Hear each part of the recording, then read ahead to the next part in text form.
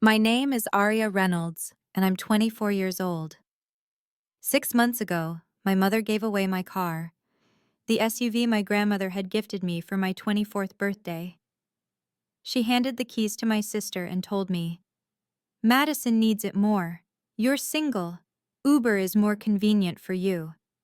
I didn't argue. I didn't fight. I just watched my car disappear from my life like I never mattered.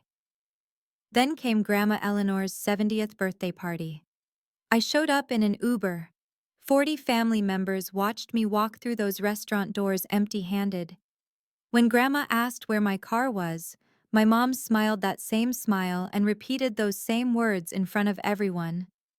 What happened next made every person in that room realize they had severely underestimated both me and my grandmother. Before I continue, if you're curious about how this story ends, please take a moment to like and subscribe, but only if you genuinely enjoy this kind of content.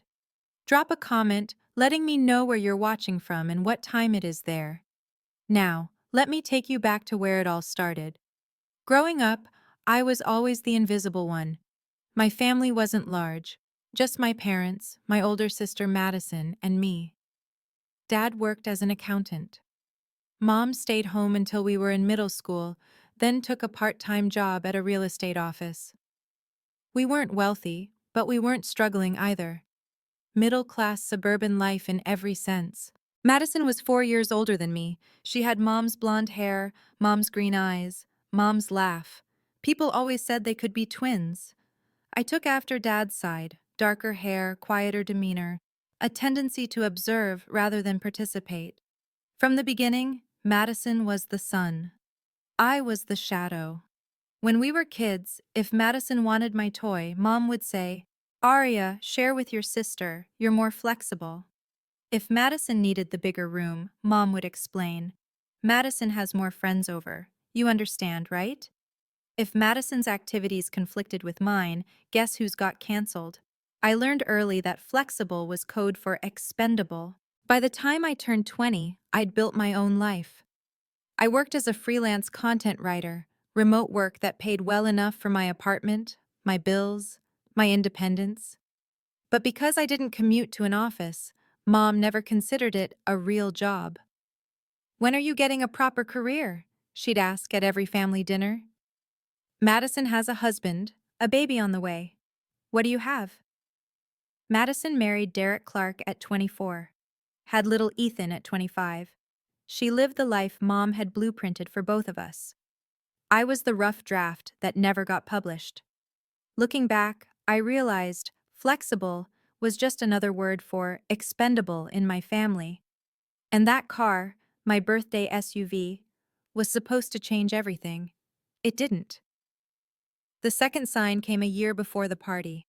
Grandma Eleanor had been living alone since Grandpa passed. She was 70 then, sharp as ever, but the family worried. Someone floated the idea of her moving closer to us. Mom took charge immediately. She called a family meeting, which meant her, Dad, Madison, and Derek sitting around our parents' dining table. I found out about it 3 days later, after all the decisions had been made. "We talked about Grandma," Mom mentioned casually over the phone. "Madison's going to check on her twice a month. Derek will handle any repairs at her place." I waited for my assignment. It never came. "What about me?" I finally asked. "I work from home. I could help with—" "Oh, sweetie, you're so busy with your little computer thing." Mom's voice dripped with dismissal. "Let Madison handle it. She's better with people anyway." Better with people. Right. What Mom didn't know was that I'd been video calling Grandma every Sunday for 2 years. While Madison's twice-a-month visits lasted 30 minutes max, Grandma and I would talk for hours. About Grandpa, about her garden, about the books she was reading. Once, during one of our calls, she said something I didn't understand at the time. "You remind me so much of your grandfather, Aria." Her voice was soft, thoughtful, quiet, but you see everything. I laughed it off then. I shouldn't have. Because Grandma saw everything too. Every phone call where Mom talked over me, Every holiday where Madison's family got the spotlight, every small cruelty disguised as practicality. She was watching, waiting, and she was the one person in my family I had completely underestimated. My 24th birthday was supposed to be forgettable. I'd stopped expecting much from my family. A card, maybe dinner if Mom felt generous.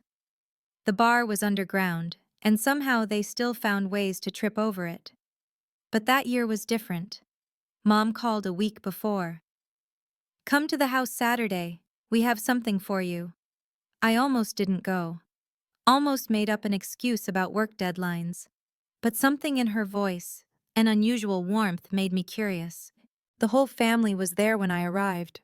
Mom, Dad, Madison with Derek and baby Ethan. And in the driveway, wrapped in a giant red bow, sat a navy blue Honda CR-V. I stopped breathing. "Happy birthday, Aria." Mom handed me the keys, smiling like she'd invented generosity. "We wanted you to have reliable transportation." I remember my hands shaking as I took those keys. Madison had gotten her first car at 22, right after graduation. I was 24 and had been taking buses and Ubers for years. I'd stopped expecting equity, I'd stopped expecting anything. But here it was, proof that maybe, I mattered. Grandma Eleanor stood by the garage, watching. When our eyes met, she smiled. Not her usual smile, something deeper, knowing. "Your grandmother wanted you to have a car," Mom added, almost as an afterthought. She thought it was time. I didn't catch the significance then. I should have. That car wasn't just transportation. It was the first time in 24 years I felt visible, acknowledged, like I existed in this family beyond being Madison's shadow. I drove it everywhere for 10 months, built memories in that car, made it mine. Then Madison's car broke down, and everything changed. 3 weeks before Grandma's 70th birthday, I drove to my parents' house for Sunday dinner. Madison's minivan sat in the driveway as usual, but in the garage, in the spot where Dad's old sedan usually lived, I saw something that made my stomach drop.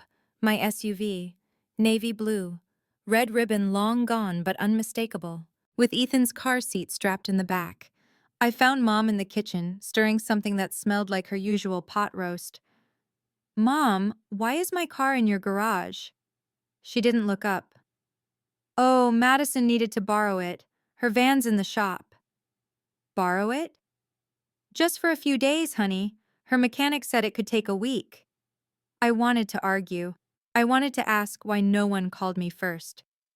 But Madison walked in with Ethan on her hip, and the moment dissolved into baby talk and dinner preparations. A week passed. No car. 2 weeks. Still nothing. I texted Madison, "Hey, any update on your van? Need my car back soon." Her reply came hours later. "Mechanic says another week. Thanks for understanding." I called Mom. "When am I getting my car back?" "Aria, don't be difficult." Her tone shifted, colder now. "Madison has a child. She needs reliable transportation. You work from home. You can Uber." "That's not the point. It's my car." "It's a car, Aria. Don't be so materialistic." She sighed heavily. "Your sister needs it more. You're single, flexible. You understand." There it was again. Flexible. "Mom, I didn't agree to." "We'll talk about this later." She hung up. I stared at my phone, anger and disbelief fighting for dominance. This wasn't borrowing anymore. This was theft with a smile. I called Madison directly the next day. "Mads, I need to talk about the car." "What about it?" She sounded distracted. "Ethan was crying somewhere in the background. It's been 2 weeks, I need it back." Silence. Then, "Mom said I could use it. I thought you were okay with it." "No one asked me if I was okay with it." "Well?" She paused. "I mean, you don't really need it, right? You work from home." I gripped my phone so hard I thought the screen might crack. "Madison, that's not the point. It's mine. I should have been asked." "Look, Aria, I have a 3-year-old. Do you know how hard it is to get him to daycare, to doctor's appointments, to..." I know your life is hard. That doesn't mean you can take my things. I'm not taking anything. Her voice turned sharp. You're being dramatic. It's just a car. Then give it back. More silence. Mom said we could work it out at Grandma's party. We'll talk then, okay? She hung up before I could respond. I sat in my apartment, staring at the Uber app on my phone, and realized something that made my chest tight. If I stayed silent now, this would happen again. And again. Every time Madison needed something, Mom would volunteer my resources, my time, my space, my life. I'd be flexible forever. I decided I would talk to Mom at Grandma's party. Privately, calmly, like adults. I'd explain how this felt. Set a boundary, get my car back. I didn't want a war, I just wanted respect. But Mom, I would learn, had other plans, very public plans. The day of Grandma Eleanor's 70th birthday arrived with perfect autumn weather. The Rosewood was one of those restaurants that whispered money, white tablecloths, crystal chandeliers, waiters who moved like ghosts. Mom had reserved the private dining room for 40 guests, extended family, cousins I hadn't seen in years, aunts and uncles who still pinched cheeks and asked about boyfriends. I took an Uber. The driver dropped me off at the entrance, and I smoothed down my emerald dress, took a breath, and walked toward the door. That's when I saw it. My SUV, navy blue, parked 3 spots from the entrance with a baby on board sticker I'd never bought plastered on the rear window. Madison and Derek were just climbing out. Ethan squirmed in Derek's arms, fussing about his tiny bow tie. Madison spotted me and waved like nothing was wrong. Aria, you look great. Did you Uber? I forced a smile that felt like broken glass. Convenient, right? I managed. So convenient. She didn't catch the edge in my voice, or maybe she just didn't care. We should go in. Mom's been stressed about the seating chart all morning. Derek nodded at me, a brief, awkward acknowledgement, and they headed inside. Ethan's whining echoed off the parking lot concrete. I stood there for a moment, staring at my car. The car I'd made memories in. The car that meant I existed in this family, now decorated with someone else's sticker, someone else's car seat, someone else's life. I walked into that restaurant knowing I'd have to say something, confront Mom quietly. Get this resolved. I didn't know Mom had already been talking. To everyone. The private dining room buzzed with conversation and clinking glasses. Grandma Eleanor sat at the head of the long rectangular table, elegant in navy blue, her silver hair swept back. At 70, she still had the posture of a dancer and eyes that missed nothing. I found my seat, predictably at the far end, near the cousins I barely knew. The first hour passed in small talk and appetizers. Uncle Robert gave a toast. Aunt Patricia shared childhood stories about Grandma that made everyone laugh. Then, during the main course, Grandma looked directly at me. Aria, sweetheart, her voice cut through the chatter. I noticed you arrived alone. Where's that beautiful car we got you for your birthday? 40 heads turned my way. Before I could open my mouth, Mom's voice rang out from across the table. Oh, Aria gave it to Madison! She beamed like she was announcing a charity donation. Madison has little Ethan, you know. She needed reliable transportation for the baby. She turned to the relatives nearby, her smile widening. Aria is so understanding. She knows her sister needs it more. We're so proud of how generous she's become. Murmurs of approval rippled through the room. How sweet. Such a good sister. Family helps family. I sat frozen, my fork suspended halfway to my mouth. Mom had just rewritten history, in front of everyone. I didn't give anything. I was robbed in slow motion. Grandma's eyes hadn't left my face. She tilted her head slightly. You gave it away, Aria? Her voice was calm. Too calm. Or was it taken? The murmurs stopped. Mom's smile flickered for just a moment, and I felt the entire room shift. Mom, Linda laughed nervously. What a question! Of course Arya gave it willingly.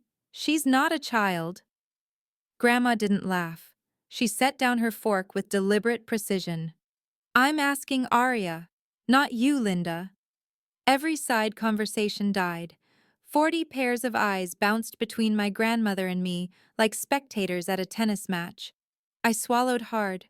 My heart pounded so loud I was sure everyone could hear it. I I started, then stopped. Looked at Mom's warning glare, looked at Madison's frozen expression, looked at Grandma's steady gaze. No one asked me, I finally said. I was told Madison was borrowing it, for a week. That was 3 weeks ago. 3 weeks? Grandma repeated. I tried to get it back. My voice grew stronger. Mom said Madison needed it more, because she has a family. Because I'm single. I paused. Because I'm flexible. The room had gone completely silent. Mom stood up, her chair scraping against the hardwood floor. This is a small family matter, everyone. Nothing to worry about. Small? Grandma's voice cut like ice. A car worth $30,000 is a small matter? Someone gasped. I think it was Aunt Patricia. Linda's face drained of color. Mother, can we please discuss this privately? You made it public, Linda. Grandma's eyes never wavered. You announced to this entire room that Arya gave away her car. If that's a lie, it should be corrected in the same room. I looked at Grandma, really looked at her for the first time that night.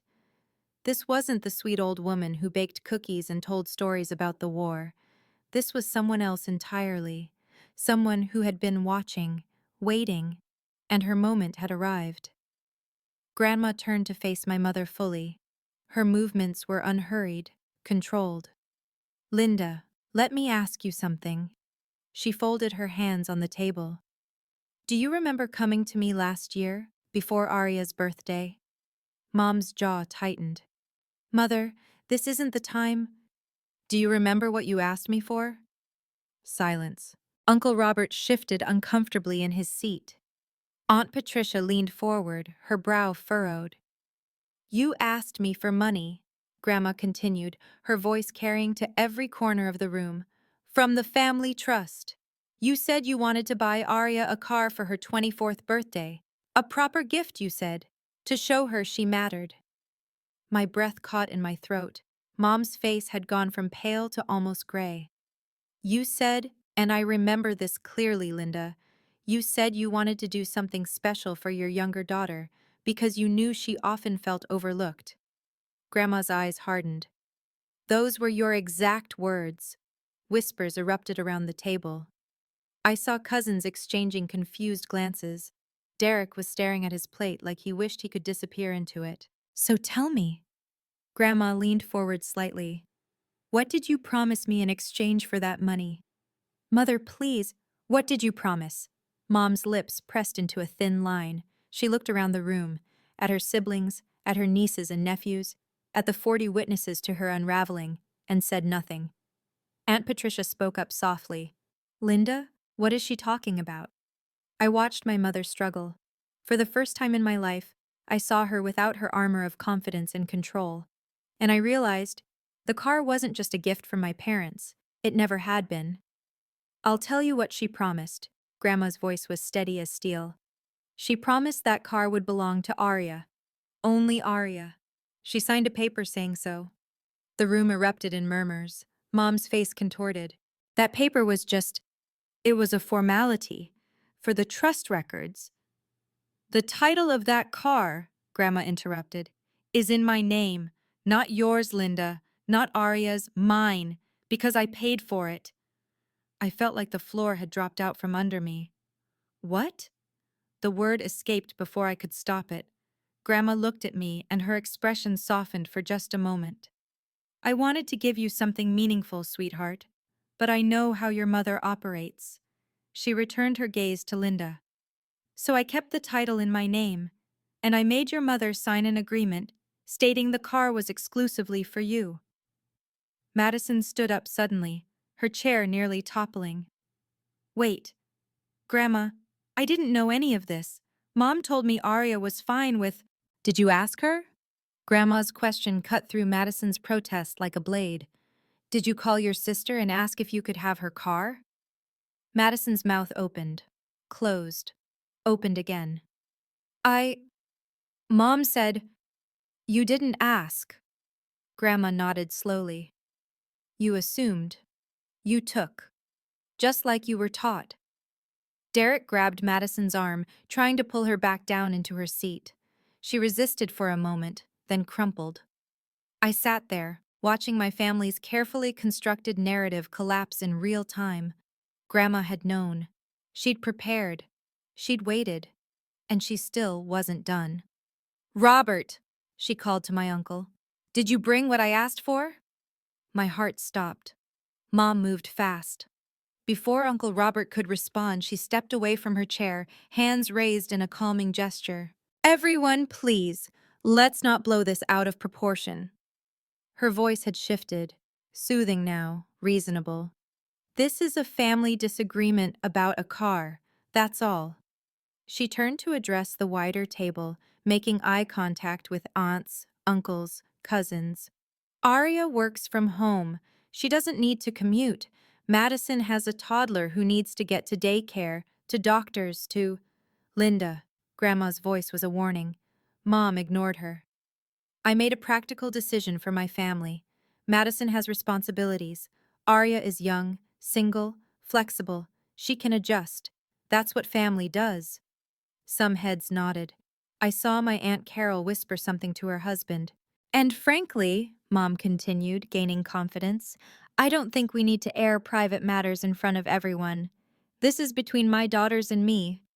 Derek finally spoke up, his voice hesitant but supportive. I agree. This seems like something that could be discussed later. Later? Grandma laughed. A short, sharp sound. Linda has been discussing it later for 3 weeks while driving around in a car that doesn't belong to her daughter. Mother, please. Mom's calm was cracking. You're embarrassing yourself. The room went cold. Grandma rose slowly from her seat. At 70, she still stood tall, shoulders back, chin lifted. I'm embarrassing myself? She repeated each word distinctly. You stole from your own child and announced it as generosity. And I'm the embarrassment? Nobody moved. I saw Aunt Patricia's hand cover her mouth. Uncle Robert was already reaching for something beneath the table. Mom had miscalculated. Badly. Mom's composure finally snapped. You know what? She spun toward me, finger pointing. This is your fault, Arya. You always do this. I flinched. You sit there, quiet as a mouse, and then act surprised when things don't go your way. Her voice rose. You never speak up. You never participate. You just sulk in corners and expect everyone to read your mind. Linda. Dad tried to intervene. No, Richard. Someone needs to say it. Mom's eyes were wild now. Madison has been carrying this family. She has a husband, a child, real responsibilities. Arya sits at home typing on her computer and calls it a career. The words hit like punches. Your sister sacrifices every day for her family. What do you sacrifice, Arya? Nothing. You give nothing. Tears burned behind my eyes, but I refused to let them fall. Not here, not in front of everyone. Sisters help each other. Mom's voice dripped with righteous anger. Madison needed that car. A good sister, a real sister, would have offered it without being asked. I would have, I heard myself say, if someone had asked. Don't play victim. It doesn't suit you. Madison sat frozen, staring at the tablecloth. Derek had his arm around her, but looked like he wanted to be anywhere else. I was about to stand up, about to walk out and never look back. Then another voice cut through the tension. That's enough, Linda. Aunt Patricia was on her feet, her face flushed with anger. I sat through this exact treatment when we were kids. I won't watch you do it to your daughter. Mom's head whipped toward her sister. Patricia, stay out of this. No, Patricia's voice was firm. Not this time. Aunt Patricia walked around the table toward my mother. I was the flexible one in our house, Linda, remember? Her voice was steady but carried decades of weight. You got the bigger room, the newer clothes, the later curfew. And every single time I complained, Mom and Dad said I should be more understanding. Mom's jaw clenched. That has nothing to do with— It has everything to do with this. Patricia stopped next to Grandma's chair. I spent years in therapy learning that what happened to me wasn't normal. And now I'm watching you do the exact same thing to Arya. The room was cemetery silent. She's not being selfish for wanting her car back. Patricia's eyes swept across the table. She's not being difficult. She's being a person with basic boundaries. Madison finally looked up. Aunt Patricia, I really didn't know. Then you should have asked. Patricia didn't soften. That's the whole point. You should have asked. I felt something shift in my chest. For the first time in my life, someone in my family was standing up for me. Someone understood. Grandma placed a hand on Patricia's arm. A gentle, approving gesture. This isn't about a car anymore, Grandma said. This is about whether our family treats all its members with respect, or only the ones who demand it loudest. She looked at me then, and I saw something in her eyes that I'd never noticed before. Pride. Robert, she said again. The folder. This time no one interrupted. Uncle Robert reached beneath the table and pulled out a manila envelope. Mom watched the envelope like it was a loaded weapon. And in a way it was. Okay, I need to pause here for a second. If you've ever been in a situation where your family talked about you like you weren't even in the room, where they made decisions for you and expected you to just accept it, I want to hear from you. Drop a comment below. Would you have spoken up at this point, or would you have waited like I did? Also, if you're enjoying this story, hit that like button. It really helps the channel. Now, let's get back to what happened next. Because trust me, Grandma wasn't done. Uncle Robert stood and crossed to Grandma's side of the table. The manila envelope looked ordinary, just beige paper and a metal clasp. But the way Mom stared at it, you'd think it contained nuclear codes. Mother. Mom's voice had lost its edge, replaced by something close to pleading. Whatever you're about to do, please. Not here, not in front of everyone. Grandma took the envelope from Robert's hands. You had every opportunity to handle this privately, Linda. She opened the clasp slowly, deliberately. 3 weeks. You could have returned the car, apologized, made it right. I was going to. Instead, you announced to 40 people that Arya gave away her birthday gift. Grandma withdrew a stack of papers. You turned theft into a story about your daughter's generosity. She spread the documents on the white tablecloth. So the truth will be told in the same room, to the same audience. I craned my neck to see what she'd laid out. Official-looking papers, something with a logo I recognized, the DMV. Robert, please read the first document aloud. Uncle Robert picked up the top paper, adjusted his reading glasses, and cleared his throat. Vehicle registration, State of California. He paused, finding the relevant line. Registered owner, Eleanor Mitchell. Gasps rippled through the room. That's just for convenience, Mom stammered. For tax purposes. Everyone does that. Do they? Grandma's eyebrow rose. Robert, continue. He turned to the next document. This appears to be some kind of agreement. He scanned it quickly, his expression shifting from confusion to understanding to something like grim satisfaction. Read it, Grandma instructed.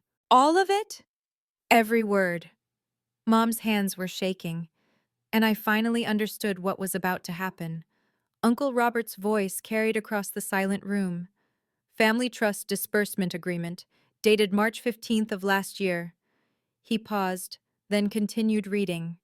I, Linda Reynolds, hereby acknowledge receipt of $28,000 from the Mitchell Family Trust.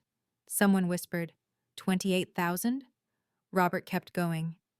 These funds are designated for the purchase of a vehicle as a birthday gift for my daughter, Arya Reynolds. He looked up briefly, then returned to the document. I confirm that this vehicle will be registered in Eleanor Mitchell's name, but will serve as the sole property of Aria Reynolds for her personal use. My heart hammered against my ribs. Furthermore, Robert continued, I agree that this vehicle cannot be transferred, sold, loaned, or otherwise given to any other family member without the explicit written consent of Aria Reynolds. He lowered the paper. It's signed, Linda Reynolds, witnessed by... He squinted. Witnessed by Robert Mitchell. That's me.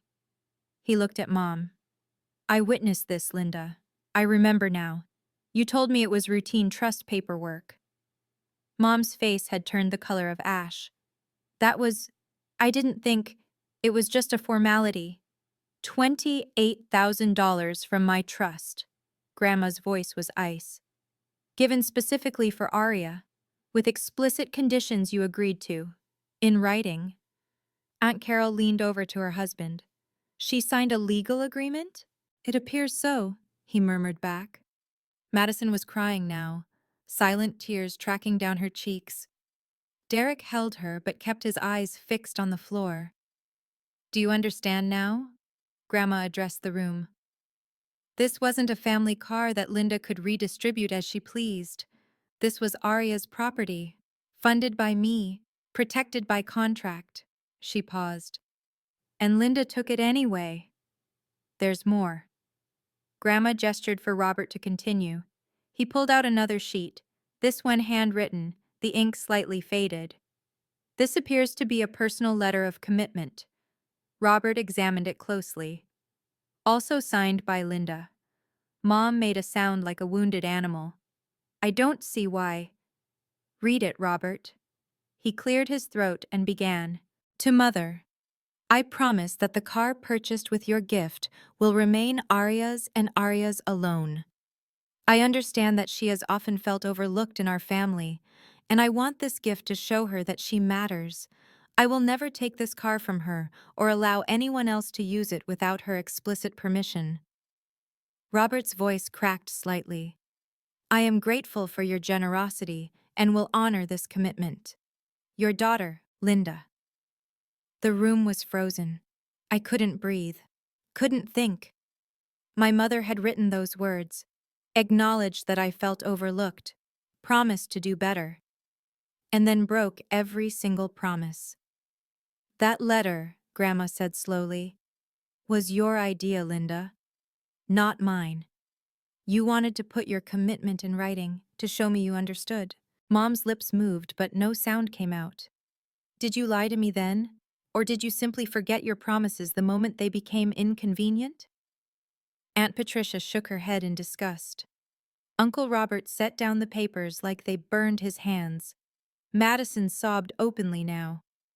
Mom, how could you? You told me Aria didn't care about the car. I thought... Mom's voice finally broke through. I thought it would be fine. She never complains. She never had to. Grandma's words fell like a gavel. That was the whole point. The verdict was in. Madison stood up abruptly, mascara streaking her cheeks. Grandma, I swear I didn't know. Her voice was raw, desperate. Mom told me Aria said yes. She said Aria thought it made more sense for me to have it because of Ethan. Grandma regarded her eldest granddaughter without warmth. And you believed that without question? Did you call your sister? Text her? Send a single message asking how she felt? Madison's mouth opened. Nothing came out. You didn't. Grandma nodded slowly. Because it was easier not to ask. Easier to accept what benefited you and assume everyone else was fine. Derek tried to intervene. Eleanor, surely we can discuss this somewhere more private. Private? Grandma's laugh was razor sharp. Your mother-in-law announced Aria's generosity to every person in this room. She made a public statement. A false one. She swept her gaze across the 40 faces watching in stunned silence. This was made public, so it will be resolved publicly. Linda humiliated Aria in front of everyone. The truth deserves the same audience. Several relatives nodded. I saw Aunt Patricia's hand reach for mine under the table, squeezing gently. Arya didn't give away anything. Grandma's voice rose. She was robbed by her own mother and sister in broad daylight and then blamed for being upset about it. Mom, I'm so sorry. Madison turned to me, tears flowing freely. I really am. I should have asked. For the first time that evening, I saw something genuine in my sister's face. Not the entitled assumption I'd grown used to, something closer to shame. I didn't respond. Couldn't yet. Because Grandma was reaching for one final document and I knew we weren't done. Grandma rose from her chair. At 70 years old, standing at the head of that long table in her navy blue dress, she looked like a queen about to deliver a royal decree. Here is what will happen. Her voice left no room for negotiation. The car will be returned to Arya tonight, before anyone leaves this restaurant. Mom's head snapped up. Tonight?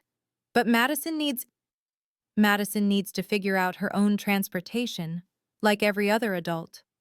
Grandma turned to my sister. Madison, the keys. Now. For a moment, I thought Madison would argue. Her jaw tightened. Derek's hand gripped her shoulder. Then she reached into her purse and pulled out a keychain. My keychain. The one with the small silver compass charm I'd bought at a flea market the week after I got the car. She walked toward me, each step heavy. I'm sorry, Arya. Her voice was barely a whisper. I really am. She placed the keys in my palm. The metal was warm from her purse. Familiar weight. My keys. My car. Mine again. Thank you, I said quietly. Just 2 words. That was all I could manage. Grandma nodded, satisfied. And Linda. She turned to my mother.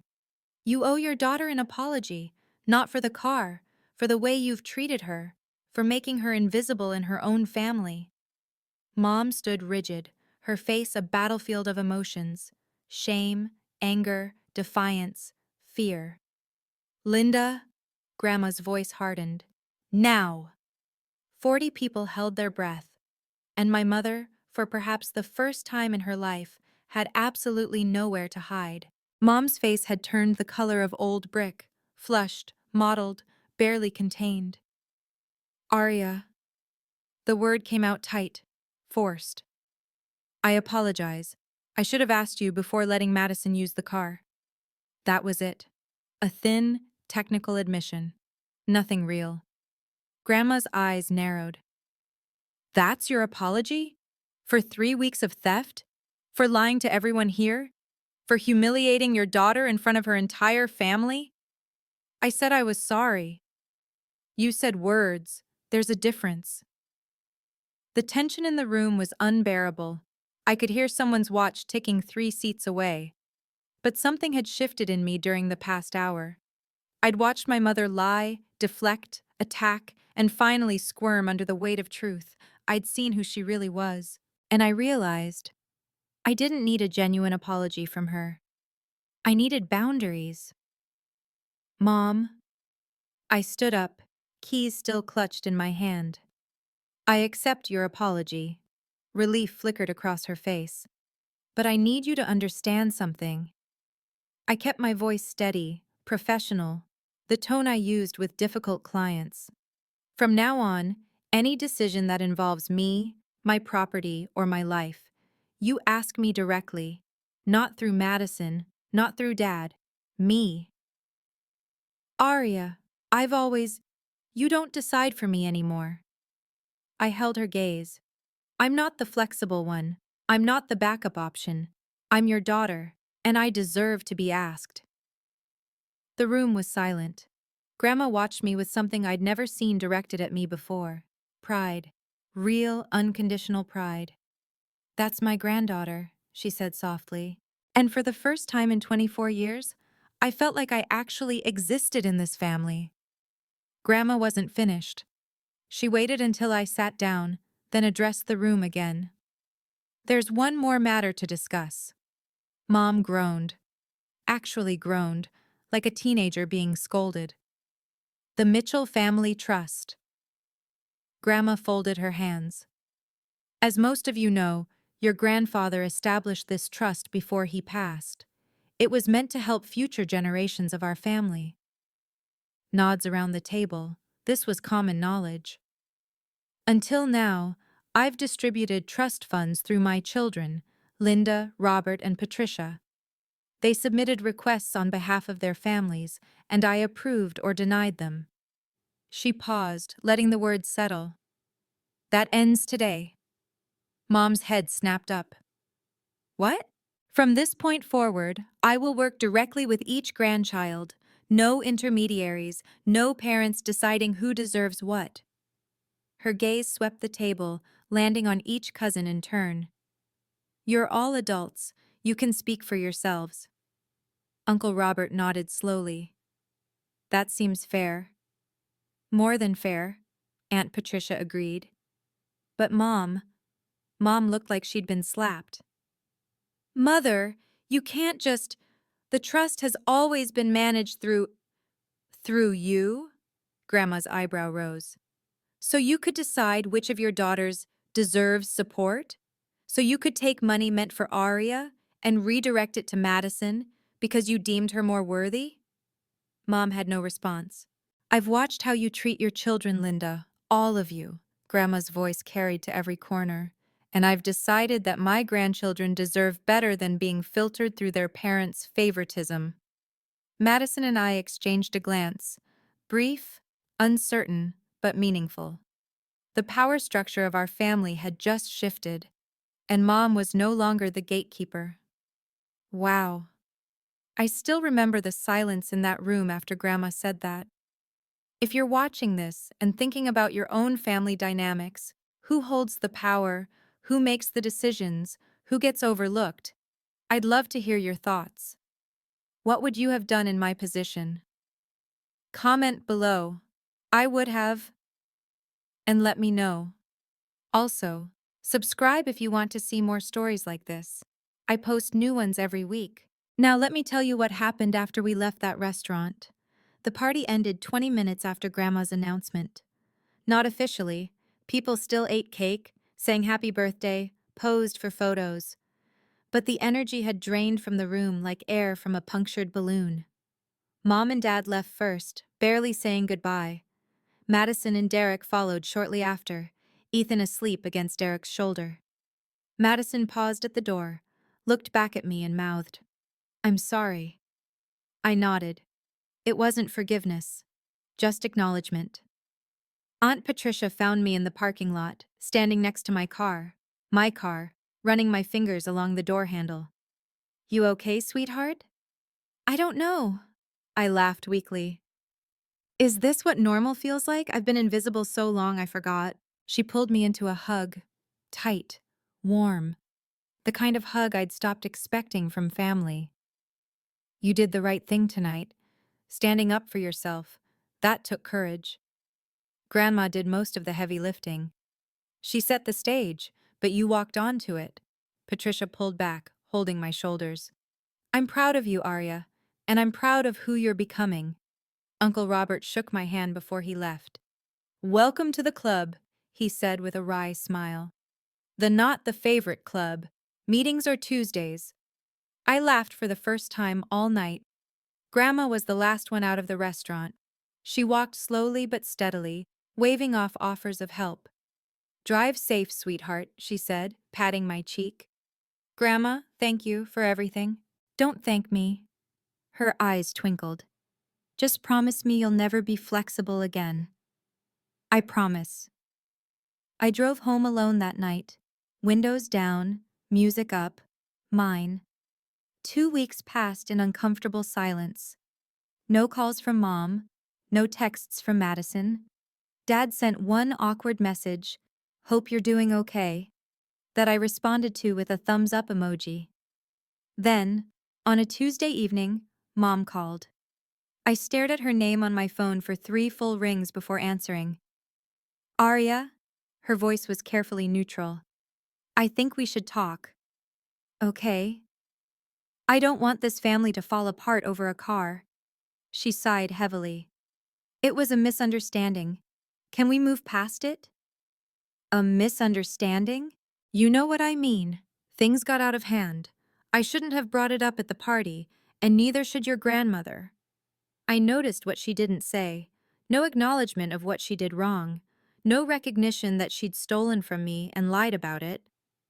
Mom, I'm willing to talk, but you need to understand. Good. She cut me off. Actually, before we meet, I wanted to ask you something. Here it comes. Has Grandma talked to you about the trust? About what she plans to do now that she's managing things directly? There it was. The real reason for the call. If you want to know about the trust, ask Grandma yourself. I'm asking you. Has she said anything about plans for the grandchildren? About distributions? My chest tightened with old, familiar disappointment. Mom, if the only reason you're calling is to find out if I'm getting money from Grandma, that's not. Then this conversation is over. I kept my voice steady. When you want to talk about what actually happened, I'll be here. Goodbye, Mom. I hung up before she could respond. Some things, I was learning, couldn't be fixed with a phone call. A month after the party, Madison texted me. Not about cars, not about Grandma or trusts or family drama. Just, can we get coffee? I need to talk. Really talk. I hesitated. Part of me wanted to ignore it, to protect the peace I'd finally found. But another part, a quieter part, remembered that Madison hadn't chosen to be the favorite any more than I'd chosen to be overlooked. We met at a small cafe near my apartment. Madison arrived looking exhausted, dark circles under her eyes, hair pulled back in a messy ponytail, nothing like the polished older sister I'd grown up envying. Thanks for meeting me. She wrapped her hands around her coffee cup. I wasn't sure you would. I wasn't sure either.